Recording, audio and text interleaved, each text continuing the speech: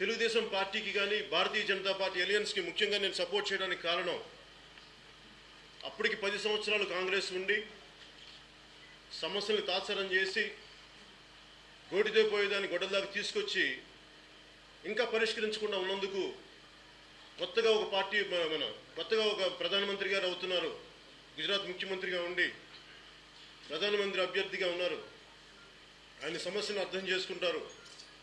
అలాగే 10 సంవత్సరాలు తెలుగుదేశం పార్టీ అధికారంలో లేదు. ఇప్పుడు జరిగిన అనుభవాల నుంచి వారు పాఠాలు నేర్చుకొని ఒక సరైన విధి విధానాలతో ముందుకెళ్తారు, ప్రజా సమస్యల గురించి అనుకొని నేను వాళ్ళిద్దరికీ సపోర్ట్ చేయడం జరిగింది. ఆ రోజున సపోర్ట్ చేశాను, నాదైన వంతు నేను సాయం నేను చేశాను, వారి జెండాలు నేను మోసాను, నాతో పాటు నన్ను నమ్మిన వారందరూ మోసారు, నన్ను ఫాలో అయిన వాళ్ళందరూ మోసారు. కానీ వారు ఏమైతే మాట ఇచ్చారో ఈరోజు వాళ్ళు వెనక్కి తప్పేశారు. దాని ముఖ్య కారణం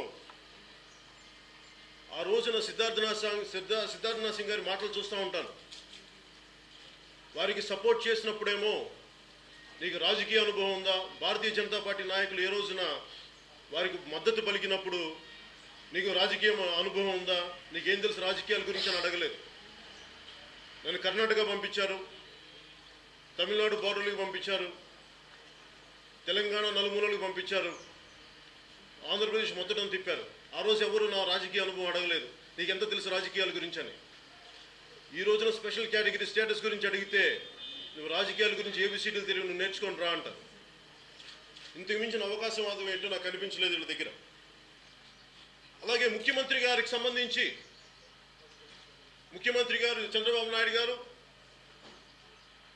వారికి ముఖ్యంగా సపోర్ట్ చేయడానికి కారణం వారి అడ్మినిస్ట్రేటివ్ ఎక్స్పీరియన్స్, వారి పరిపాలనా అనుభవం. నేను 2014 ఎన్నికల్లో చెప్పాను, వారి పరిపాలనా అనుభవం ఆంధ్రప్రదేశ్కి కావాలి అని చెప్పి. కేవలం పరిపాలనా అనుభవం ఒకటే దృష్టిలో పెట్టుకొని ఆయన ఆంధ్రప్రదేశ్ ప్రత్యేక స్టేటస్ గురించి ముందుకు తీసుకెళ్ళకపోవటం అది నైతికంగా ఆయన చేస్తున్న తప్పు. అది మీరు సరిదిద్దుకోవాలి. ఎందుకంటే మీరు మాట ఇచ్చారు. మీరు అంటున్నారు ఈ రోజున స్పెషల్ స్టేటస్ కాకుండా స్పెషల్ ప్యాకేజ్ వల్ల కాకుండా స్పెషల్ స్టేటస్ వల్ల కొత్తగా వచ్చే సమస్యలు ఏమేమి బెనిఫిట్స్ అని అడుగుతున్నారు. మీరే డిమానిటైజేషన్కి నేనే మద్దతు పలికాను అన్న ముఖ్యమంత్రి గారు, అలాగే నేనే చెప్పానని చెప్పిన తర్వాత మళ్ళీ నేను ఇది చాలా ఇబ్బందిగా ఉందన్నారు, చాలా గొప్పదన్నారు. మీరే 5 రకాల మాటలు మార్చారు. మీకే ఇన్ని సమస్యలు ఉన్నప్పుడు, మీకు ఇంత అనుభవం ఉన్న మీకే ఇన్ని రకాలుగా మీరు మాట మారుస్తున్నప్పుడు మరి దాని మీద మీరు మాట మార్చట్లేదని నేను ఎందుకు అనుకోకూడదు చెప్పండి. మీరు ఎందుకు కాంప్రమైజ్ అయ్యారో నాకు చెప్పండి. ఏ బేసిస్లో మిమ్మల్ని ఇబ్బంది పెట్టారో, మిమ్మల్ని ఎవరిని కాంప్రమైజ్ అవ్వమని చెప్పారో నాకు ఆ కారణాలు చెప్పండి. ఇది నాకు కాదు, మీరు ప్రజలకి చెప్పాల్సిన అవసరం. ఎందుకంటే మిమ్మల్ని నమ్మి ఓటేసి ఈరోజు మిమ్మల్ని అధికారంలో కూర్చోబెట్టారు.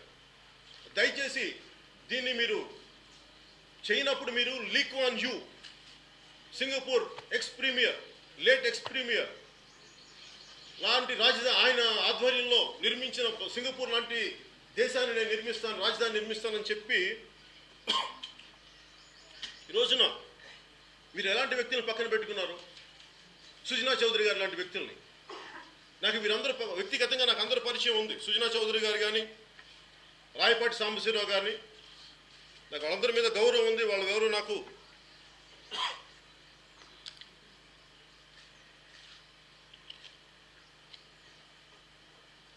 వ్యక్తిగతంగా నాకు ఎవరితో శత్రుత్వం కానీ విభేదాలు కానీ లేవు.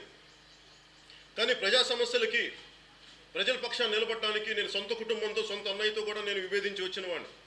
అలాంటిది మీకున్న పరిచయమో స్నేహమో కలిసి ప్రయాణం చేసామో దాన్ని విభేదించి బయటికి రావడానికి నాకు పెద్ద ఇబ్బంది ఏం లేదు. దాని గురించి వెనక్కి కూడా ఆలోచించను.